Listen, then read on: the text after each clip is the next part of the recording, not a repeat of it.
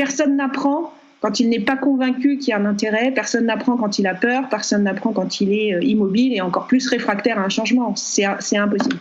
Or, aujourd'hui, quasiment dans toutes les organisations, on doit apprendre à travailler autrement, on doit apprendre à travailler, je dirais pas forcément plus vite, je dirais juste de façon moins contrôlée, avec un peu plus de lâcher prise, comme on dit, de façon plus itérative et surtout, sans vouloir faire parfait.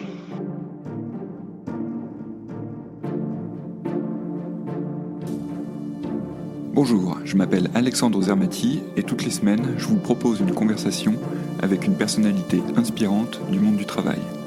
Cette semaine, je reçois Caroline Loisel, auteure du Guide du futur des RH et du management, conférencière et formatrice.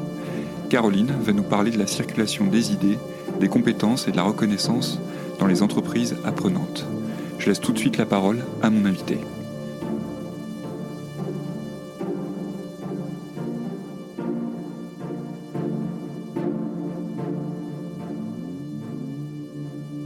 Je suis auteure, notamment sur le thème des RH et du management. Je suis conférencière, j'interviens dans les organisations autour de l'humain, au cœur des projets de transformation.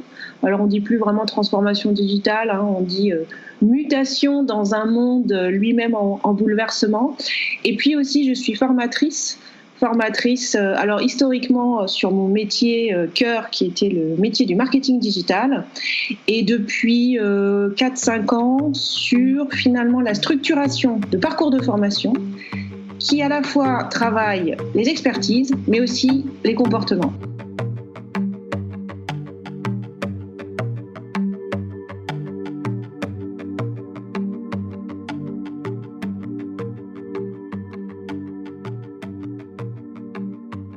Ça fait 22 ans que je travaille dans les nouvelles technologies, dans le numérique. Alors au début, on disait dans l'Internet. Après, on a dit dans les services mobiles multimédia. Enfin, je suis passée par toutes les phases. Et puis ensuite, on a dit dans la transformation digitale. Mon cœur de métier est donc le marketing digital. Et puis en fait, il y a 6 ans, ayant fait déjà un bon tour de différentes organisations, des petites, des grandes, des comme Orange, des comme pas jaune, mais dans une start-up qui était adossée à un grand groupe, et puis des agences, et puis aussi un cabinet de conseil, j'ai eu envie de transmettre. Alors je pense que c'était peut-être l'approche de la quarantaine, et puis aussi un changement de vie personnelle qui fait que j'ai eu envie aussi de maîtriser mon temps et d'avoir le loisir de choisir quand je travaillais, comment je travaillais et pour qui je travaillais. Donc il y a 6 ans, j'ai fait assez simple. Je me suis dit, mon métier c'est le marketing digital, donc je vais être formatrice en marketing digital. Et puis peut-être à la fois dans les organisations et dans des écoles ou dans des universités. Bon, évidemment, ça ne s'est pas du tout passé comme prévu. Mon business model pourtant était très clair. 50% de formation dans les organisations, 50% dans les universités. Bon, évidemment, rien ne s'est passé ainsi. Les 6 premiers mois, j'ai eu des missions de conseil. Alors des missions de conseil sur le marketing, sur les réseaux sociaux, sur un projet d'argumentaire publicitaire, et puis sur une grosse mission. Et là, la transformation digitale a commencé à me rattraper, qui était l'accompagnement du groupe Keolis sur sa transformation, où j'ai travaillé en direct avec la Chief Digital Officer de l'époque. Donc moi, j'étais consultante et je formalisais, je la challengeais sur la stratégie qu'elle allait proposer au COMEX. Et puis malgré tout, le côté formation est arrivé 6 mois après. Et là, j'ai eu l'occasion de former les équipes de France Télévisions Publicité, qui a été une grande aventure pour moi. Ça a duré 1 an et demi, donc ça a été un gros marathon. J'ai formé 210 personnes, toute seule. Et là, je me suis rendu compte assez vite, au bout du 2-3e module, que si je me contentais de former sur l'expertise marketing digital, je faisais la moitié du chemin, j'avais aucun impact. C'est-à-dire qu'en fait, ce que me renvoyaient les gens, c'était c'est intéressant, c'est passionnant, on a tout compris, mais on ne va pas pouvoir le mettre en œuvre. Donc évidemment, je leur demandais pourquoi. Parce qu'en fait, ce que tu nous dis, c'est pas ce qui se passe sur le terrain, Caroline. Sur le terrain, les gens du digital, ils nous prennent de haut. Là, tu nous dis de poser des questions. Mais moi, je suis un expert, donc je vais pas poser de questions. Et puis encore moins à mon client, ça veut dire que je sais pas. Et puis on me disait aussi, et puis de toute façon, le digital, ça change tout le temps. Donc là, ce que tu nous racontes, ça va encore changer dans 6 mois, voilà. Et puis moi, j'ai besoin de tout savoir, de tout contrôler. Là, tu nous as juste fait du vernis. Moi, je voudrais être expert des réseaux sociaux, expert de l'ad serving, expert de la programmatique stratégique. Voilà. Donc je me suis dit, je vais pas pouvoir continuer dans ce chemin-là uniquement, puisque finalement les personnes ne sont pas en mesure de mettre en pratique. Donc je me suis intéressée aux soft skills et finalement à ce que moi j'avais appris de façon très naturelle pendant plus de 15 ans. Alors j'avais peut-être la personnalité pour, hein, j'adore la feuille blanche.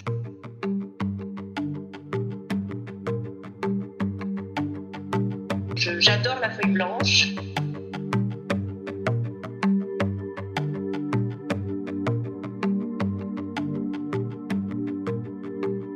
Comme on dit dans le digital, on est toujours balancé, plongé dans une piscine où il n'y a pas vraiment de bord. Il y a quelques bouées. Alors les bouées, ce sont les autres. En fait, on est interdépendants puisque moi, ce que j'ai appris en 15 ans, c'est qu'on ne peut pas maîtriser toutes les expertises du digital. Il faut l'accepter. Il faut accepter d'être interdépendant. Donc j'ai appris à ne pas savoir contrôler. Et je me suis rendu compte que c'est ça aussi, voire surtout, que je devais transmettre aux personnes qui allaient être amenées à intégrer le digital dans leur métier. Donc ça a été le point de départ et le gros déclencheur il y a du coup 5 ans et demi. Au bout de 6 mois, je me suis rendu compte que finalement mon plan de formatrice marketing digital allait forcément évoluer. Alors ça a pris un petit peu de temps. En parallèle, la vie étant bien faite, j'avais besoin de faire du développement personnel et là, alignement d'étoiles, puisqu'en faisant du développement personnel, je me suis rendu compte que le développement personnel, c'était surtout essayer d'identifier les croyances limitantes, nos peurs, nos angoisses, qui étaient fondées sur des schémas dans lesquels peut-être on avait vécu, que la société nous renvoyait. Et donc je me suis dit, finalement le digital, il y a certainement un parallèle, puisque aujourd'hui, quand j'écoutais mes participants, je ressentais surtout des peurs, des frustrations. Ils nous prennent de haut, ils font exprès de nous embobiner avec leur jargon. Donc je me suis dit, voilà, il y a forcément un lien avec tout ça. Et donc je me suis intéressée à tout ce qui était évidemment milieu du coaching. Et tout comme on dit dans n'importe quel milieu aujourd'hui, il faut désiloter. Alors j'aime pas ce mot parce qu'il est négatif, donc moi je dis il faut faire circuler. Je suis convaincue qu'aujourd'hui il faut faire circuler les compétences, le monde de la formation entre le monde du coaching, du développement personnel et le monde des expertises digitales. Donc j'œuvre à ça aujourd'hui par toujours des formations, mais des formations où j'intègre les deux dimensions. Donc je fais travailler les gens sur nos capacités de changement individuelles, nos envies de changement, nos désirs. Tout passera par le désir. Et pourquoi on peut désirer ce changement? En dépassant quoi? Nos peurs, nos frustrations. Et ne serait-ce que déjà rien que de les écouter, ces peurs et ces frustrations, ça ouvre le débat. Quand j'entends des organisations qui disent on veut se transformer, mais qui en même temps n'ont pas pris le soin, le temps, l'espace, le moment pour écouter ceux qui et celles qui d'emblée n'ont pas envie de se transformer parce qu'elles n'ont pas forcément tous les éléments pour le désirer. Il faut absolument qu'on se prévoie dans toute organisation et donc j'essaye dans toute formation de me prévoir ce sas, j'ai envie de dire un sas de... Alors peut-être pas de sécurité, un sas d'ouverture pour donner l'espace à tout ça. Et ensuite, on peut commencer. Parce qu'en fait, personne n'apprend quand il n'est pas convaincu qu'il y a un intérêt, personne n'apprend quand il a peur, personne n'apprend quand il est immobile et encore plus réfractaire à un changement. C'est impossible. Or, aujourd'hui, quasiment dans toutes les organisations, on doit apprendre à travailler autrement, on doit apprendre à travailler, je dirais pas forcément plus vite, je dirais juste de façon moins contrôlée, avec un peu plus de lâcher prise, comme on dit, de façon plus itérative et surtout, sans vouloir faire parfait.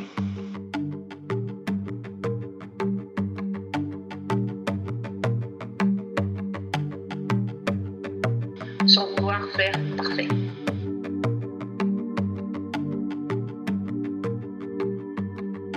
Mon thème principal, c'est la circulation. Je trouve qu'aujourd'hui, on ne doit plus utiliser le terme de désiloisation. Bon, ça fait 20 ans qu'on l'utilise.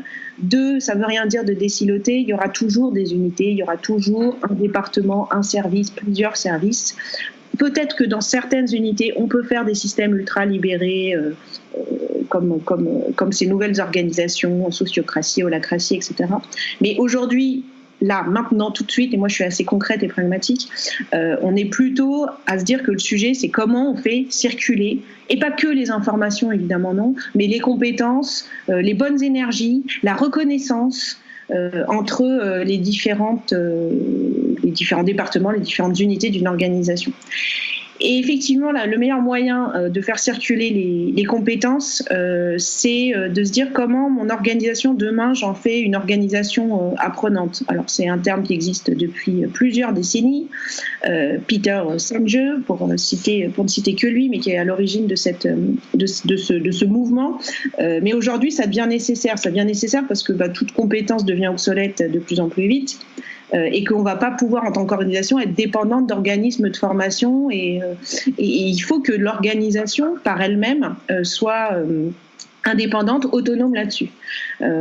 Alors, en gros, quand on dit organisation apprenante, moi, j'essaye de voir quelles sont toutes les initiatives concrètes qui sont faites sur l'organisation apprenante en termes de savoir pur, connaissance pure, en termes de savoir-faire, donc du savoir métier, opérationnel, et dernier pan, le savoir-être, le savoir collaborer. Aujourd'hui, quand on regarde un peu toutes les initiatives, on peut tout à fait les classer dans ces trois nomenclatures, dans cette nomenclature. On va retrouver, par exemple, si je commence par la circulation des savoirs, ça va être tout ce qui est, et là de plus en plus les entreprises le font déjà, c'est un bon signe puisqu'on m'appelle pour ça, pour animer des événements internes apprenants. Donc on fait des masterclass, on fait des lunch and learn, on fait venir des gens de l'extérieur. Et ça, c'est nouveau de s'ouvrir à l'extérieur et que des collaborateurs externes d'autres entreprises, des experts, des chercheurs viennent partager leur savoir dans une organisation. Donc ça, c'est toute la partie circulation de savoir. Circulation de savoir-faire. On va plus être, par exemple, dans des learning expeditions, des voyages d'études, et on peut en faire en France. On n'a pas besoin forcément d'aller dans la Silicon Valley pour découvrir des nouvelles façons de travailler. Vous avez déjà des entreprises qui le font en France et sur Paris. Vous allez avoir dans la circulation du savoir-faire aussi le parcours d'intrapreneuriat, puisque dans un format d'intrapreneuriat, vous apprenez des nouvelles façons de travailler. Et puis, par exemple, plateformes peer-to-peer aussi, bien sûr, dans la circulation. Et ça, de plus en plus aussi, je le vois, ce sont des projets qui commencent à exister.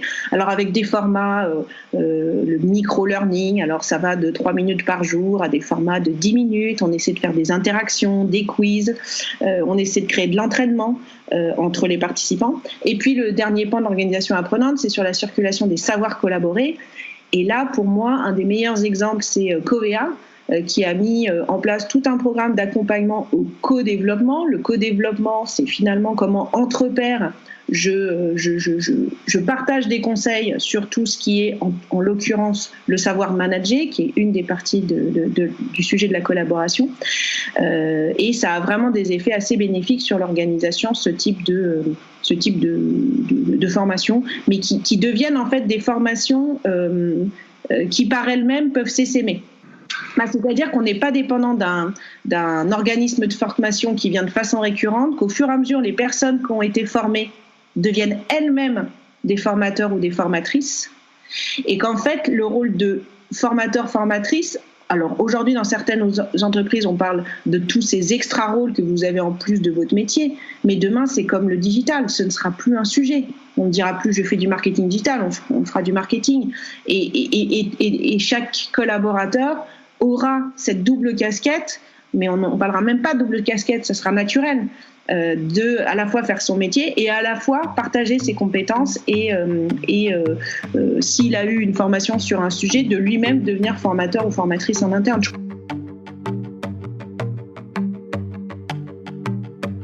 Ça ne veut rien dire de désiloter.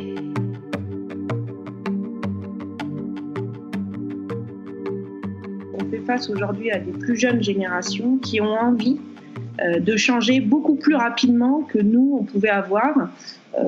Donc avant, des circuits de mobilité de 3 ans, où vous restez 3 ans dans le même poste, c'était un peu la tradition. Aujourd'hui, au bout de 8 mois, 1 an, maximum 1 an et demi, les jeunes talents vont vous demander d'évoluer.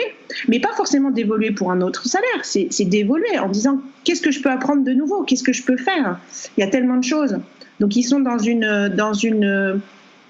un appétit, parce que je ne le qualifierai pas ni de soif ni d'accélération, c'est juste dans un appétit de connaissance pour plus vite que nous par le passé, continuer à apprendre des nouvelles choses. Donc les organisations vont être obligées de répondre à cette mobilité un peu plus naturelle, plus vive. ou alors on va faire face à des pertes de jeunes talents, puisque au bout d'1 an et demi, ça pose pas de problème à un jeune de 25 ans de quitter un emploi. Ils n'ont plus cette référence interne en tête, il faut au moins que je reste 3 ans. Enfin, beaucoup de repères ont été bouleversés, donc ils se sentent beaucoup plus libres de changer plus rapidement. Et pour revenir sur Skillib, alors qu'il y a un projet très original sur le marché, alors en particulier c'est dans un grand groupe chez Engie, c'est vrai que ce côté circulation des compétences, des métiers, qu'on devienne tous finalement dans les organisations, avant tout des talents et non pas des postes, et des talents qu'on va faire circuler dans différentes business units. Ça oui, j'y crois beaucoup. On donne toujours l'exemple j'ai en tête en tous les cas l'exemple d'IKEA où on était dans la multipolyvalence, vous n'êtes jamais au même poste. Alors voilà, il y a des personnes à qui ça peut correspondre, d'autres moins. Je peux le comprendre. Maintenant, je pense que ceux à qui ça correspond, et il y en a, et en tous les cas les plus jeunes, oui, c'est certain, c'est une bonne idée pour fluidifier un petit peu, puisqu'on sait bien qu'aujourd'hui tous les marchés sont peu prévisible, et donc pour pallier ça, on a besoin d'avoir un peu plus de flexibilité et d'aller peut-être plus dans des contrats qui permettent effectivement d'avoir plusieurs missions dans une année.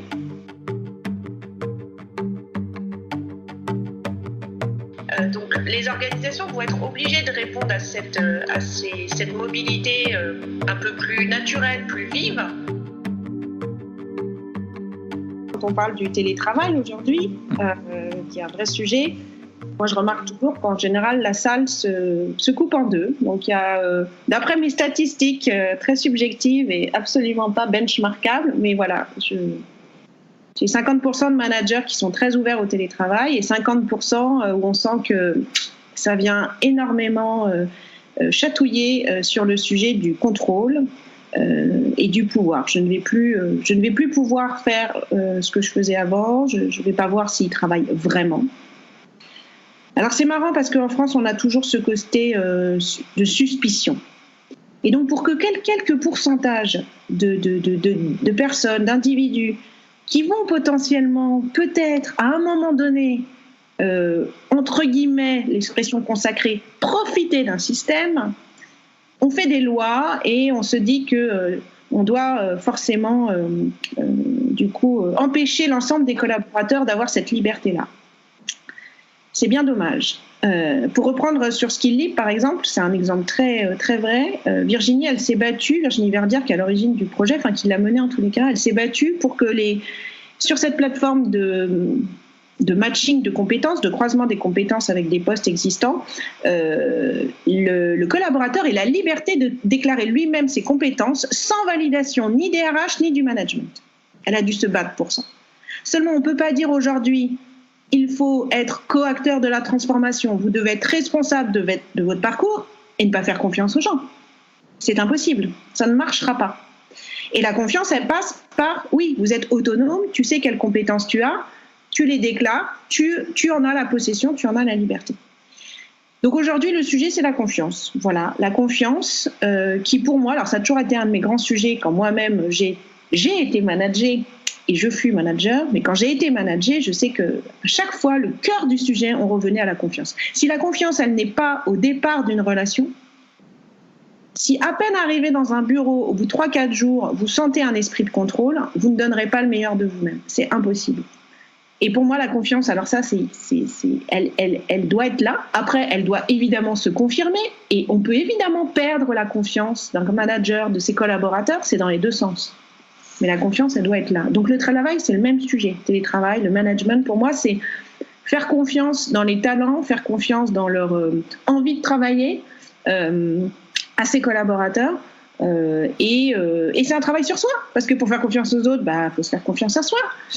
Donc moi, je suis effectivement plus dans dire que demain, le rôle, c'est plus d'être fédérateur des bonnes énergies, faire circuler les intelligences collectives, inciter les gens à ce qu'ils s'apprennent des choses entre eux, donc ce fameux rôle plus de coach.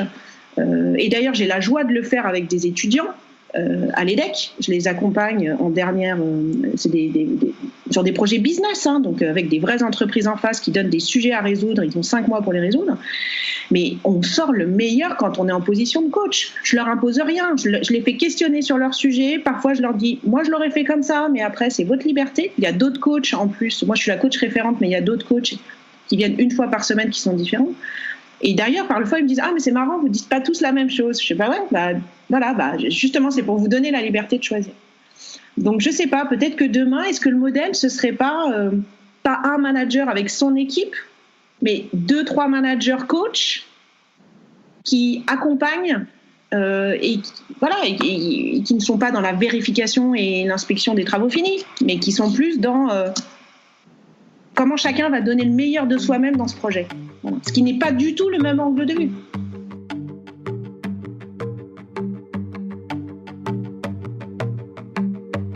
Comment chacun va donner le meilleur de soi-même dans ce projet. Alors, déjà, indépendamment du contenu du feedback, c'est juste le faire plus souvent. Je ne sais pas pourquoi, en France, on attend l'évaluation, un point formel pour faire du feedback. Le feedback, tu peux le faire à tout moment. Déjà, il y a une récurrence du feedback qui devrait être comme un réflexe, une mécanique qu'au départ, on devrait s'imposer d'ailleurs. Et encore une fois, ça, c'est des pratiques qui s'essaiment, c'est-à-dire que plus on va t'en faire, plus toi, tu vas le faire, parce qu'il y a un truc qui s'appelle dans notre cerveau des neurones miroirs. Donc par mimétisme, c'est magique. Quand tu es dans le métro et que devant on te tient la porte, toi tu vas tenir la porte de la prochaine personne qui va arriver. Donc si demain tu commences à avoir plusieurs personnes qui font du feedback, ça va se faire. Seulement il faut trouver les premiers. Alors déjà on peut compter sur la culture internationale.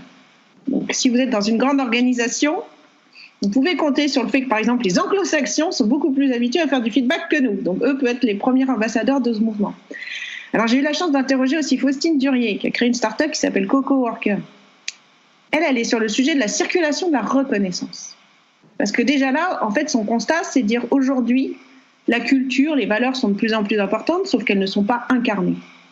Et qu'il n'y a que le feedback, il n'y a que les comportements aussi pour les incarner. Donc, comment je crée un lieu, un moment, pour que cette reconnaissance ait lieu. Elle dit aussi, c'est quand même dommage que la reconnaissance, elle ne soit en général que descendante. Manager qui fait des reconnaissances. Alors qu'il y a des formes de reconnaissance partout, en transverse, dans une réunion, de plus en plus, évidemment, on travaille en transverse. Donc elle a créé Coco Worker pour ça, et elle commence à pas mal l'implémenter dans des organisations.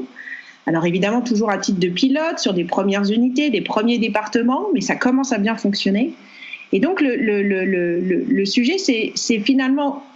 Alors, il faut aussi, c'est pas parce que, comme j'ai dit tout à l'heure, c'est pas parce que tu mets en place un outil que ça y est, c'est magique, les gens vont se faire de la reconnaissance. Mais tu essayes de créer les conditions pour et tu accompagnes avec une volonté RH et une volonté managériale de porter ça. Donc, tu as le droit à 3 kiffs par mois. Les reconnaissances que tu fais, le feedback que tu vas faire, c'est sur des éléments qui correspondent aux valeurs de l'entreprise. Donc, c'est des comportements. Tu as peut-être 3-4 comportements par valeur. Donc, admettons, tu as 4 valeurs, tu as maximum 12 comportements clés. Donc, que ce soit l'audace, que ce soit l'innovation, et par quoi concrètement ça peut se matérialiser. Et donc, voilà, il y a un partage de témoignages et une visibilité aussi. Parce que le problème de la reconnaissance, si je prends le feedback d'un côté positif, c'est qu'elle n'est pas partagée, elle n'est pas visible aujourd'hui. Tu l'as fait en one-to-one à quelqu'un. Et or, aujourd'hui, on a quand même besoin, et d'ailleurs, les méthodes agiles, c'est exactement ça, pour reboucler avec ta question. Les méthodes agiles, elles font quoi? Elles rendent visible le travail qui est fait par le collectif de façon itérative et de façon hyper fréquente.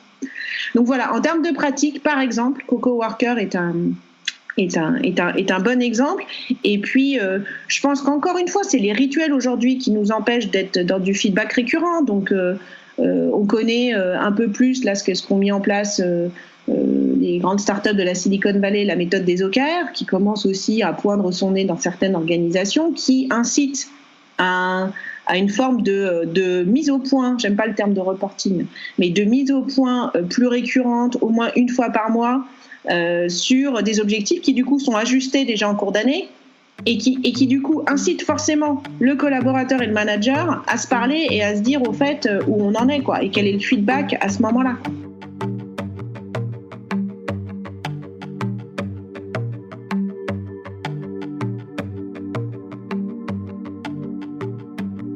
Alors en fait, l'agilité, pour moi, donc c'est encore c'est un mot et on l'a tellement utilisé qu'on ne sait plus trop ce qu'on met derrière. Alors de façon basique, on va te dire c'est des méthodes, des outils, des process, des formes d'organisation. Très bien. Moi, je ne peux pas m'empêcher de me dire que si tu fais que cet aspect très hard, tu ne prends pas tout le sujet. Donc je redis que le sujet, c'est aussi l'agilité, c'est au-delà des méthodes, des process, des nouvelles formes d'organisation. C'est des espaces de travail. L'espace agit énormément sur les façons d'être, les façons de collaborer. L'un ne va pas sans l'autre. C'est les postures managériales qui ont évolué. Parce que tu as beau avoir des méthodes agiles et un super espace collaboratif, si le manager il a toujours son bureau fermé, bizarrement, je ne suis pas sûre que ça puisse fonctionner jusqu'au bout. Et quatrièmement, la connaissance de soi. Donc, pour moi, l'agilité, c'est agir, et c'est ça qui est compliqué, c'est agir sur ces 4 paramètres de façon quasiment parallélisée. Alors, je vise un monde idéal, mais moi, je vois trop souvent ce sujet de dire on prend l'agilité par une des dimensions. Et en général, on l'apprend souvent par le déménagement. Donc, tu as déménagé, mais tu n'as pas fait évoluer les postures managériales. Ou alors, tu le prends par le sujet des méthodes. Alors, ok, tu as des méthodes, mais tu n'as pas des espaces. Et puis, la connaissance de soi, on ne l'a pas. Alors que les méthodes agiles, si tu ne te connais pas toi, ça crée beaucoup de frottements, les méthodes agiles. Beaucoup. Tu es en interdépendance, tu es en itération permanente, tu es beaucoup plus au contact des autres. Tu dois être très clair sur ce que tu es en train de faire. Tu ne dois plus être dans des conversations qui mettent en avant ton ego. Tu ne dois plus être dans le côté influence, côté politique. Bon, ben ça, c'est quand même un sacré bouleversement au-delà de la méthode qui est plus itérative. Je synthétise, je caricature complètement, mais pour moi, l'itération, ça augure une démultiplication des interactions qui fait que si tu n'as pas la connaissance de toi avec, ou l'évolution des postures managériales et les espaces qui vont bien, ça va être compliqué. Je remercie mon invité de s'être prêté au jeu et je vous invite, si cet épisode vous a plu, à le partager autour de vous et à le noter 5 étoiles sur Apple Podcast. À la semaine prochaine pour un nouveau numéro d'ASAP.